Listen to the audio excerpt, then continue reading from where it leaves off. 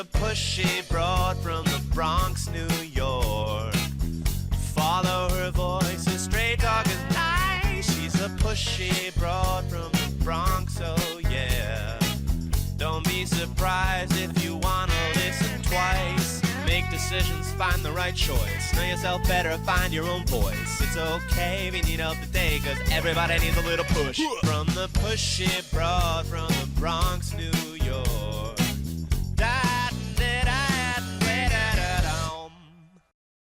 Welcome, Transformation Talk Network listeners. My name is Ellen Stewart, and I am the pushy broad from the Bronx. Welcome to my show, Recovery Recharged, where we share advice and support from experts in addiction and recovery. I am so pleased to announce that this is the beginning of my 6th year with the Transformation Network. And because of that, I cannot help but reflect on my early days doing this show, because I knew that people needed the information and they wanted to know about recovery and the resources in recovery. And more importantly, they wanted to know that they weren't alone. There were other people out there just like them. So my first show back in November of 2019 was with a very special friend and a very special guest. And I decided that since this is the beginning of the 6th year and a brand new 2025, that I would bring back that person to see how they're doing in recovery and have them share with you what it's like to be clean and sober. So let me tell you about my dear, dear friend and colleague, Michael O'Leary.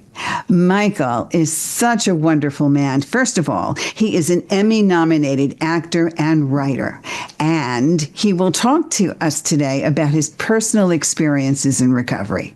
Most of you know him as playing Dr. Rick Bauer on the soap opera Guiding Light, for which he was nominated for a Daytime Emmy Award back in 1985.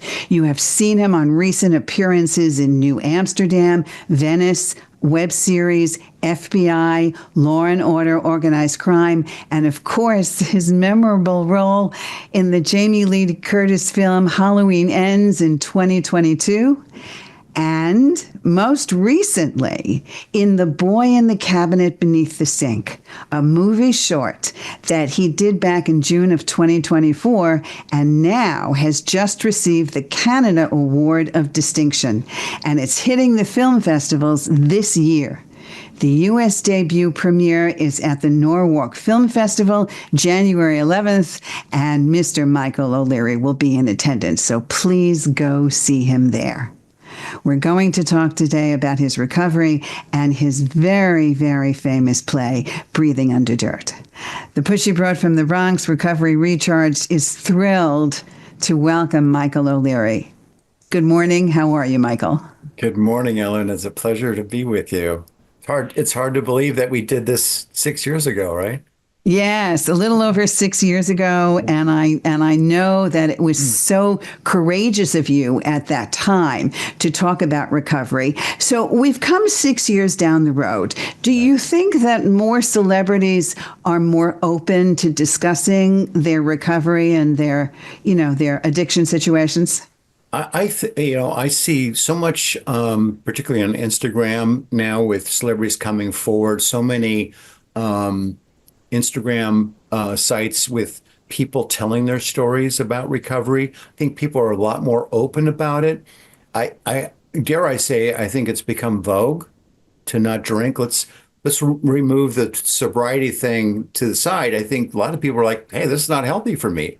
Their evidence just came out that the Food and Drug Administration Surgeon General said it causes 7 types of cancer, and they want to put on a label telling folks that this causes cancer. You're right. I just saw that. And they really should be doing that in the dispensaries, because it does, and everywhere else, because they do believe that it is a cancer-causing substance, and maybe this will help some things. And I think you're right. In just 6 years, people have been more open. I know I've done some interviews where young people have decided to label not what they call sobriety, but what they call sober curious, Michael. Mm-hmm. Have you heard that expression? I have heard it, yes. there's so many different, I mean, I'm a 12-step guy, but there's so many people that are finding other avenues to say, this isn't working for me. I've heard that term. Um, there are other models that don't include a 12-step.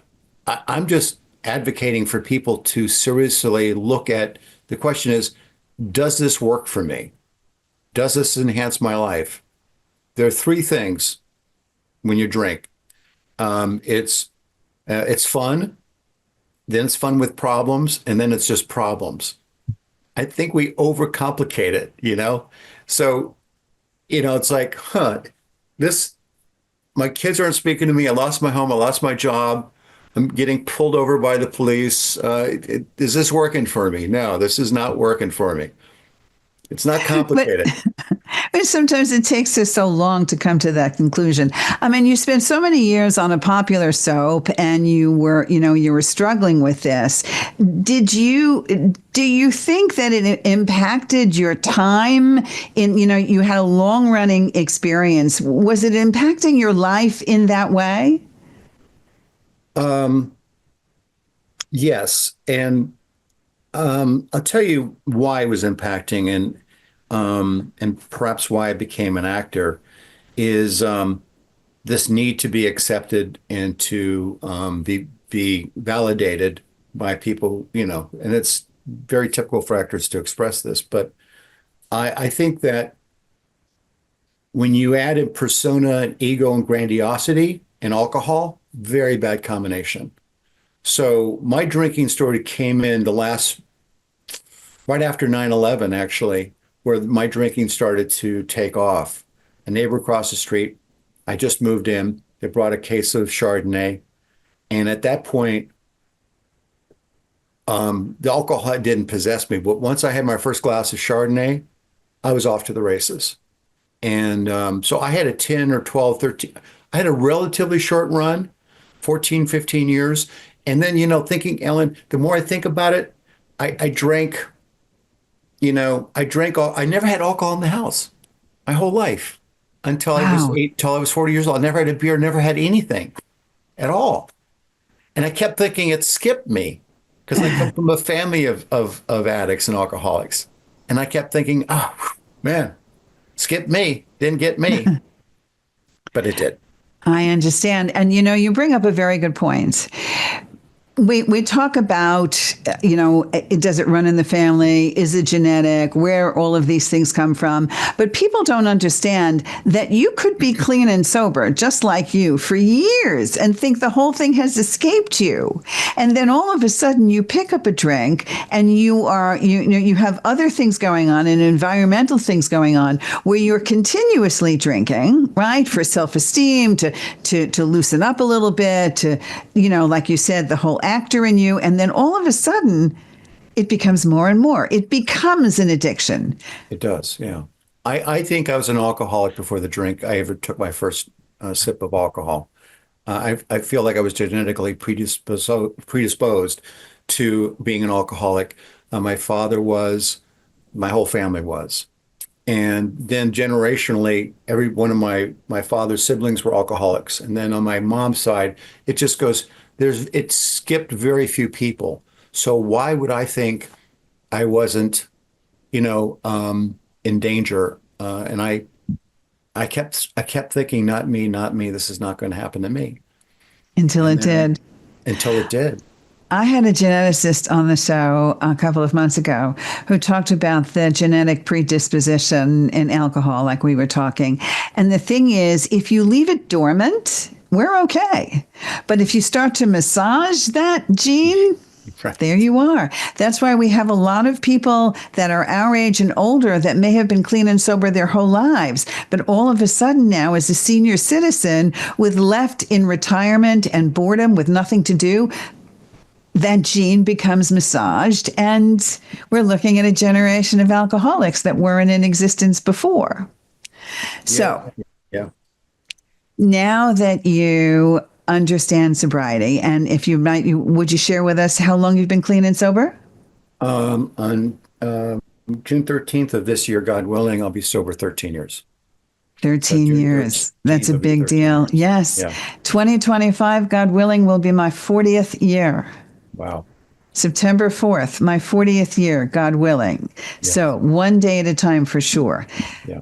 So you found a way to give back. You know, in 12-step recovery, I'm a 12-stepper, right? The 12th step is to give back, to give service.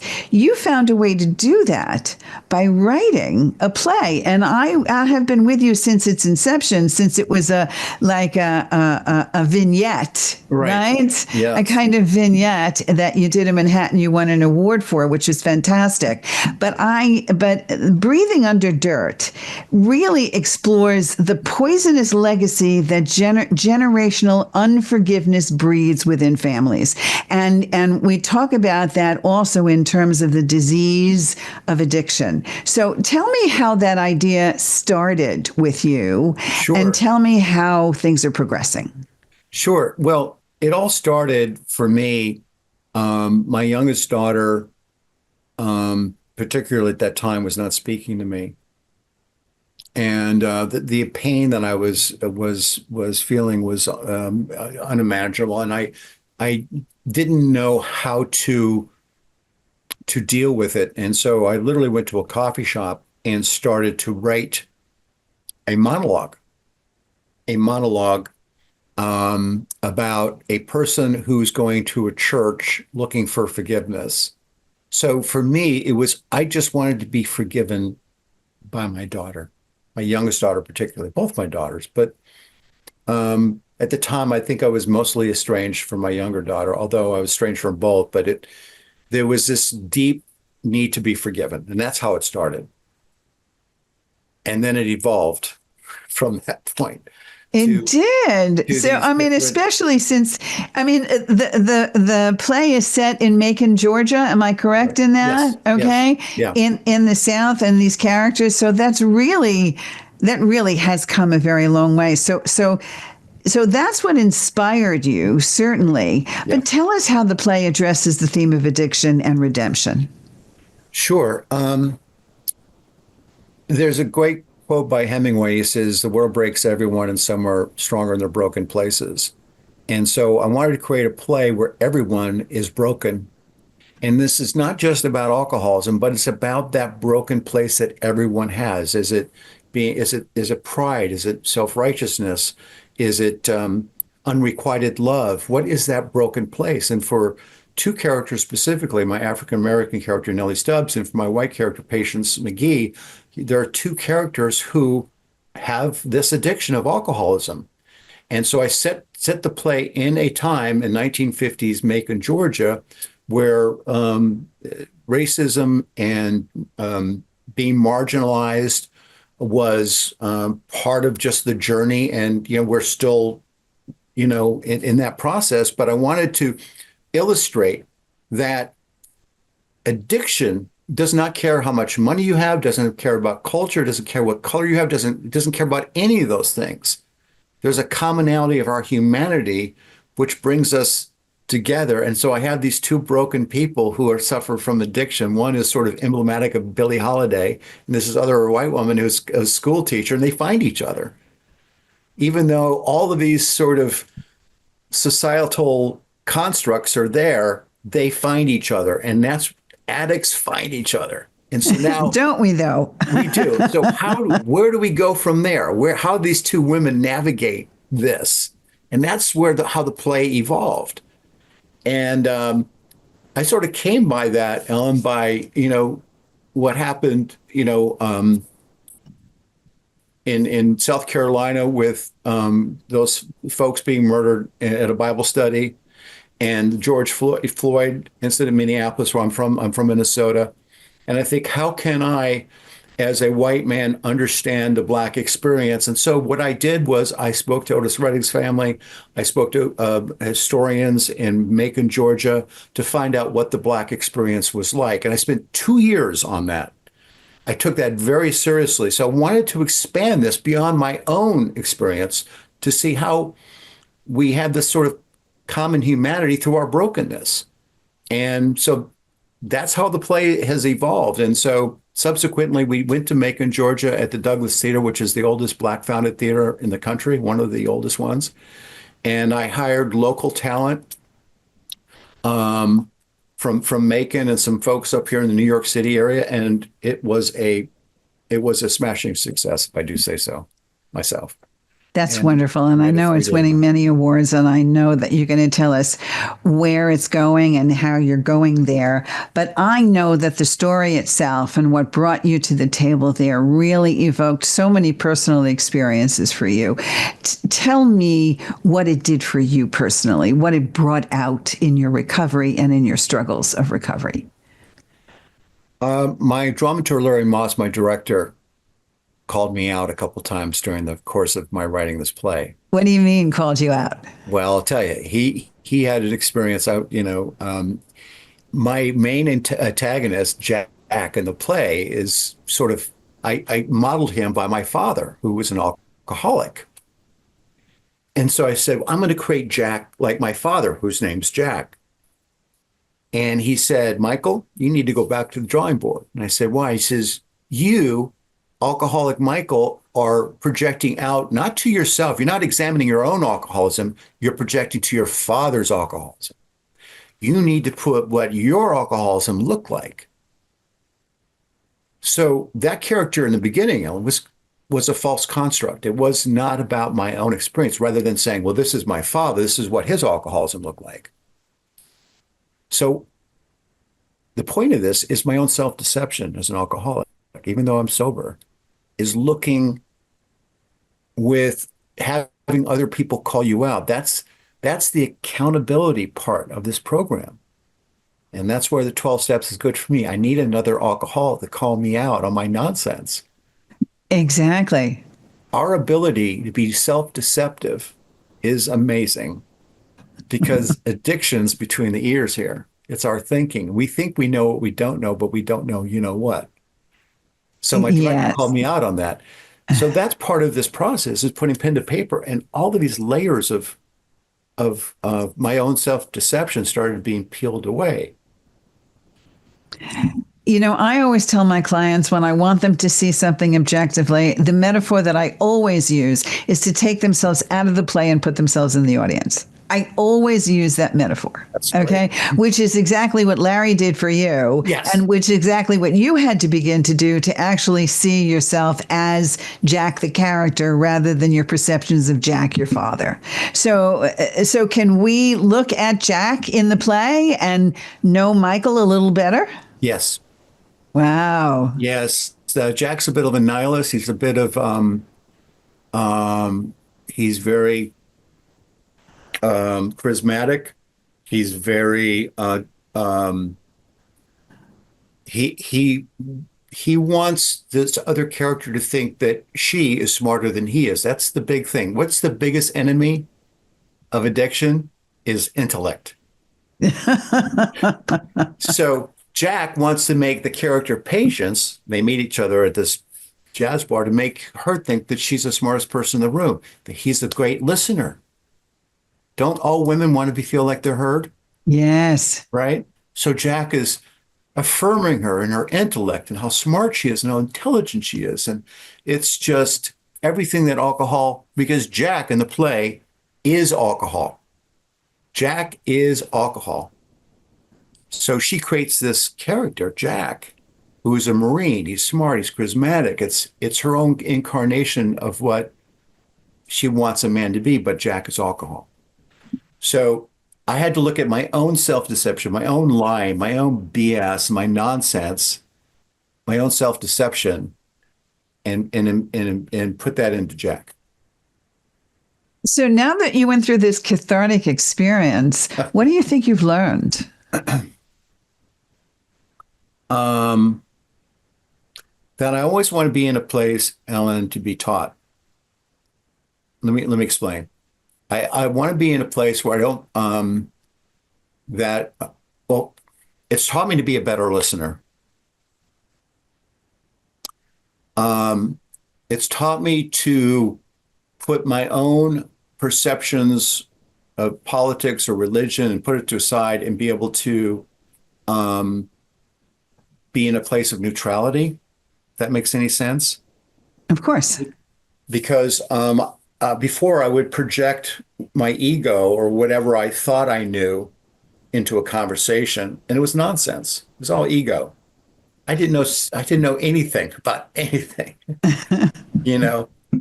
So it's also taught me not to be reactive. I don't listen to the news. I just turn it off. I think you told me that early sobriety. There's nothing good that you're gonna hear in the news. So and also, Ellen, I'm very selective in my friends. I find my world has become more beautifully small because I thought I had friends, but they were acquaintances. Oh, I'm right there with you. Yeah, You know, it seems as we get older, we get to really experience what true value and true friendships are.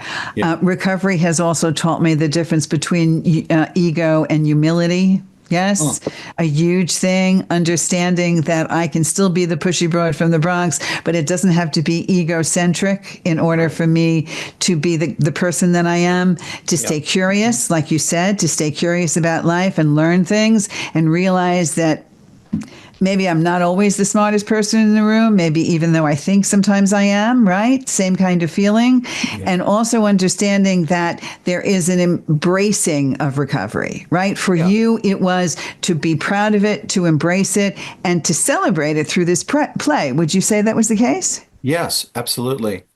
Um, there's not a moment where I go to a 12-step meeting where I don't feel like I'm at home, you know?